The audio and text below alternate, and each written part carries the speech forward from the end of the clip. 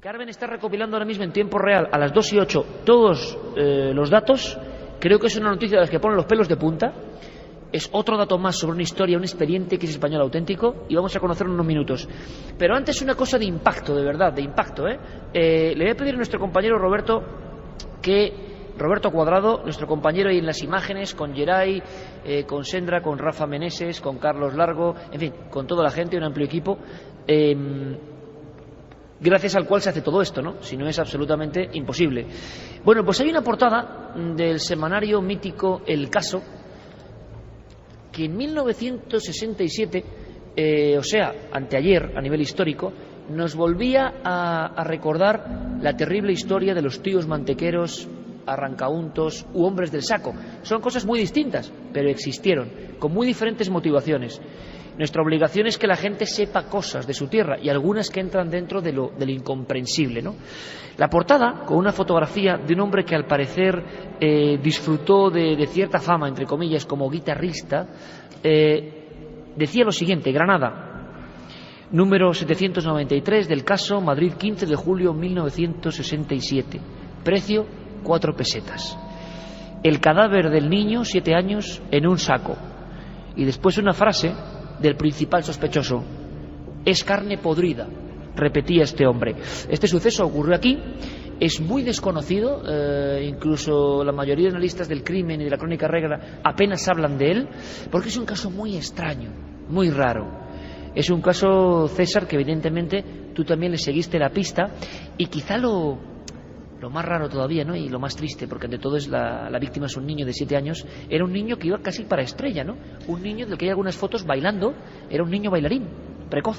Epifanio Tomé Rubio, y tenía 7 años y se hacía acompañar a la guitarra precisamente por Juan Carlos Ariza, que fue la persona que aparece fotografiada en la portada del Caso y que acabó con su vida. Esta historia tiene tintes como de película de ciencia ficción, triste, repito, y son cosas que ocurren y que no han ocurrido solo en Granada, evidentemente, sino en casi toda España. Otra cosa es que se quiera recordar o no. Pero al parecer este hombre se presenta en la comandancia de la Guardia Civil un día de ese verano del 67 con un saco. Él dice que es carne que está en mal estado y que quiere devolver para que sea analizada en Granada. Y lo que lleva el saco es a un niño. Bueno, el suceso comienza la tarde, justamente antes, unas casi 30 horas antes de que se descubra el cadáver del niño. La abuela, María, va en compañía de Juan Carlos Ariza al cuartel de Las Palmas de la Guardia Civil, con todos los granadinos que aquí lo conocerán, está en la ruina, en la cuesta de Escoriaza, a denunciar que su nieto Epifanio Tomé Rubio había desaparecido y que no había vuelto a casa. En aquel momento en que se está presentando la denuncia es cuando se produce el primer acontecimiento sospechoso, y es que inesperadamente el muchacho que acompaña a la abuela, José Carlos, empieza a decir que él sabe dónde está el niño y que si se le da un cuchillo de monte, de los que tenía la Guardia Civil, él podía ir a liberar al niño porque lo tenía raptado su padre con una banda. Y en una cueva o algo parecido. Una cueva en el barranco de Doña Juana. Yo he visitado la cueva, donde posteriormente, no pasó nada, donde posteriormente llegó a la policía. Y bueno, insiste tanto que la Guardia Civil empieza a sospechar y deciden acompañar a este hombre que daba síntomas de estar un tanto perturbado. Se hace acompañar por la Guardia Civil, solo por un capitán de la Guardia Civil, y cuando están llegando a una zona muy conocida en Granada, que es Las Conejeras, Los Revites, pues dice que a partir de ese momento continúa él solo, que tiene que ir él y que no le puede acompañar el capitán de la Guardia Civil. El capitán de la Guardia Civil hace como si no le acompaña, por supuesto no le acompaña, le deja marchar y le sigue a distancia, pero se pierde en un pequeño bosquecillo bajando hacia el barranco de Doña Juana y le pierde la pista en ese momento. Después se supo que él regresó a la carretera y detuvo a un vecino de Huator Vega con una moto lo convenció para que lo llevara hasta su pueblo de Pino Puente. Y ahí se le pidió del rastro en ese momento. Pero esa misma noche concierta un transporte con un transportista de la localidad de Pinos Puente, Cándido Calvente Robles, para transportar, tenía que ser necesariamente de noche, un saco que dice en primer lugar que es de grano o de semillas y le ofrece la nada despreciable cantidad de 150 pesetas de la época, pero que tenía que hacer el porte en aquella misma noche. Y ahí es donde ya se produce la situación. Efectivamente, la hora convenida, que es las 11 de la noche, se presenta en la estación de los antiguos tranvías, el antiguo tranvía de Sierra Nevada, en Pino Puente, está el transportista esperándolo y aparece con un saco. Y en ese momento ya Cándido Calvente sospecha, le pregunta que qué hay en el saco. El saco parecía un poco distinto, ¿no? Muy pesado. El saco no era un saco pesado, no era un saco de semillas, era un saco voluminoso, deforme, no lo que son los sacos de semillas, que coge una forma redondeada, y él sospecha y le pregunta que qué es lo que porta en el saco. Y él le dice que nada, que no le interesa y que no quiere. De una manera u otra se monta en la furgoneta, era una furgoneta a 2 caballos de color azul, de aquella antigua, que había que tener 2 caballos en la frentada, y comienza el transporte hacia Granada. Y no obstante, Cándido Calvente sigue sospechando en 2 o 3 ocasiones a la altura de la fábrica del Blanqueo, que por cierto pertenecía a doña Berta Vigelmi, para nuevamente tratar de convencerle un poco más adelante en Cenes.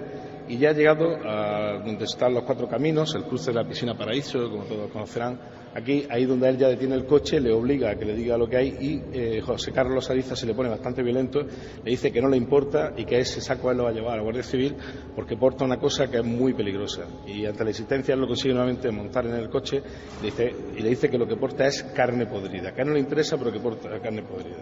Llegan al cuartel de Las Palmas y el propio Guardia Civil, que lo ve llegar, le franquea el paso para que pase porque le había visto precisamente la tarde antes y estaban sobre la pista de él que se le había perdido. La sorpresa es cuando delante del comandante de puesto, comandante de línea de la Guardia Civil, abren el saco y aparece el cuerpo deformado del chico que estaban buscando, Epifanio Tomé Ariza.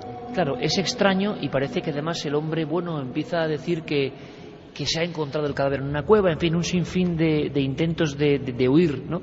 De la justicia. Parece que no tenía sus facultades mentales en aquel momento bien, es lo que publicó la prensa, no lo que decimos nosotros, sino lo que publicó la prensa, y lo más curioso es que él era acompañante de ese niño que, entre comillas, iba un poco para estrella.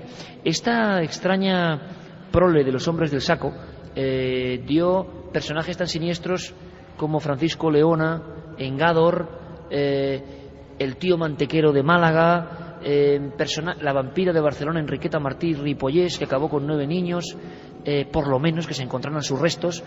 Era otra historia, ¿no? Querían vender sangre, vender unto. Vamos a hablar un poco de ese tipo de prácticas que tienen que ver con la magia. Este caso era muy distinto, pero sabemos, como tú decías, que en Granada había otros casos de esos de los de la antigua usanza y que en lugares que la gente que está aquí conocerá ha habido esos otros sacamantecas reales, que no hablamos de leyendas, que es realidad con nombres y apellidos y nunca mejor un abogado del Estado para contar datos, ¿no? Y ahí están. Pues, bueno, vale. Es una secuencia que se produce a partir de 1910. Entre 1910 y 1912 se produce lo que se conoció en Granada en la prensa local del momento y turbó a la sociedad como el crimen de los mantequeros, o los crímenes de los mantequeros. Y se produce con un primer hallazgo precisamente en lo que son la parte de los cangilones de una noria de la antigua fábrica de harinas del Capitán, que sigue existiendo, que es el colegio Tierno Galván, en el centro de Granada. Donde han dicho que ocurrían cosas raras, por cierto, en un mensaje, ¿no? Sí, un mensaje, y vosotros creo que estuvisteis hablando ayer justo enfrente, a 20 metros, de esta acequia gorda. Ahí se produce la aparición, en primer lugar, bueno, eso en Granada, porque la primera aparición se produce en Maracena. Aparece un cuerpo desmembrado, solamente una cabeza, un cuerpo con un brazo y una pierna, de un niño, de un bebé aproximadamente de un poco más de un año. A partir de ahí se comienza una serie de sucesos, incluso en el mismo día que se produce la aparición en Maracena, era el mes de julio, en Maracena del año 1910, de este primer cuerpo desmembrado de un chiquillo. Aquel mismo día la Guardia Civil había estado persiguiendo a un hombre que había sido denunciado, que había tratado de introducir a un niño en un saco, precisamente en la zona del Cerrillo de Maracena. A los pocos días se produce un nuevo hallazgo, concretamente una cabeza, y se considera o se piensa en aquel momento que la cabeza corresponde al cuerpo desmembrado que se había encontrado pocos días antes. Lo que pasa es que las pruebas forenses fueron totalmente determinantes. La cabeza pertenecía a un cuerpo totalmente distinto, un niño más grande que el que había aparecido. Había varios cuerpos por Granada, descuartizados, asesinados. Suena un poco como a Jack el Destripador, realmente. Bueno, no sé si llega a ser un serial killer, pero sí es verdad. En Granada no ha habido realmente, sí ha habido, pero no ha habido un serial killer típico. Pero sí que es verdad que comenzó la alarma porque precisamente el tercer hallazgo se produce en el partido de la acequia del Jaque, justo en la fábrica de harina del Capitán. Se produce la aparición de otro cuerpo desmembrado de otro niño, que presentaba prácticamente las mismas características. Si además también se le une que el hallazgo de este cuerpo de un niño en Granada se produce por una mujer que pocos días después aparece nuevamente muerta. Hay 4 víctimas en esta historia, ¿no? Hay 4 víctimas y después finalmente un betunero que aparece también muerto, también en la zona cercana allí, que es la zona donde estaba el antiguo matadero, aparece también muerto en la zona del río Genil, y aquello, la verdad es que la policía del momento los tapó y los cerró rápidamente porque, según corrió por la ciudad, podía ser que hubiese detrás un hijo de familia con algún tipo de problema, posiblemente de hemofilia, ya muy enquistado dentro del ámbito de lo que era la familia real española, el problema de la hemofilia que se estaba dando. Y se había corrido también, parecía por algunos lugares, el rumor de que se podía salvar el problema de la hemofilia, como pasaba con el crimen de Gádor, tomando la sangre o las mantecas de un menor. De ahí donde viene precisamente el crimen de los mantequeros en Granada. No me digáis que no hay argumentos para que, en fin, luego hacen películas de ficción y ficcionan tanto que se olvidan de la realidad y entonces no nos convencen, ¿no? ¿Cuántas historias absolutamente reales darían para una película? Seguro que muchos granadinos no saben que hubo esos 5 cuerpos en esa misma franja de tiempo en un puzzle de misterio, ¿no?